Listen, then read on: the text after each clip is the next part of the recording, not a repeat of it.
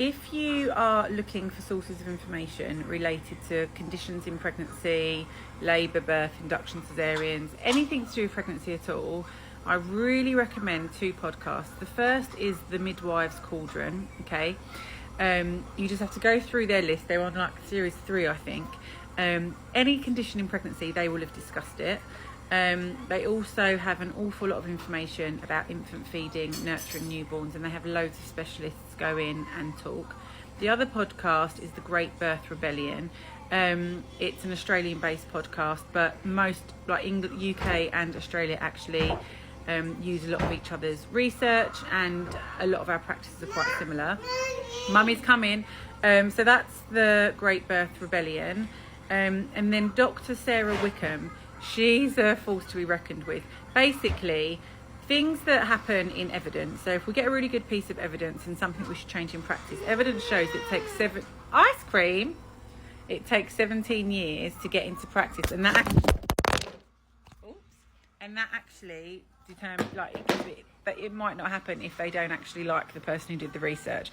So she finds all of the evidence and basically creates amazing books with all of the information in. You can go on her website, type in any topic, and you can find the information that you want. Regarding induction, there's a great book called In Your Own Time. There's also a really good book called Why Induction Matters, which is really, really good to look at. It's just about finding the information that is...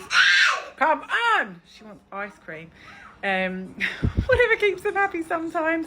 So yeah, they're places I'd go. Those 2 podcasts. Dr. Sarah Wickham. Oh, I look like a terrible mum now, don't I? We have loads of practitioners who really keep themselves up to date and want the latest evidence and want women to be making, you know, really empowered and well-informed choices. But we also have a few dinosaurs who don't think women should be getting information from social media. But I say that women are getting their information from wherever it's accessible. And actually, these podcasts are incredible. And if anyone gives you any pushback about, well, that's not our policy, that's not what we do, policies are updated like when they're due, not always because a groundbreaking piece of evidence has come out. Sometimes that happens, like with aspirin, for example, but not all the time. So those 2 podcasts will have all of the resources for the studies that they are referencing. The books are phenomenal. Any student midwives out there, I'd be in those books.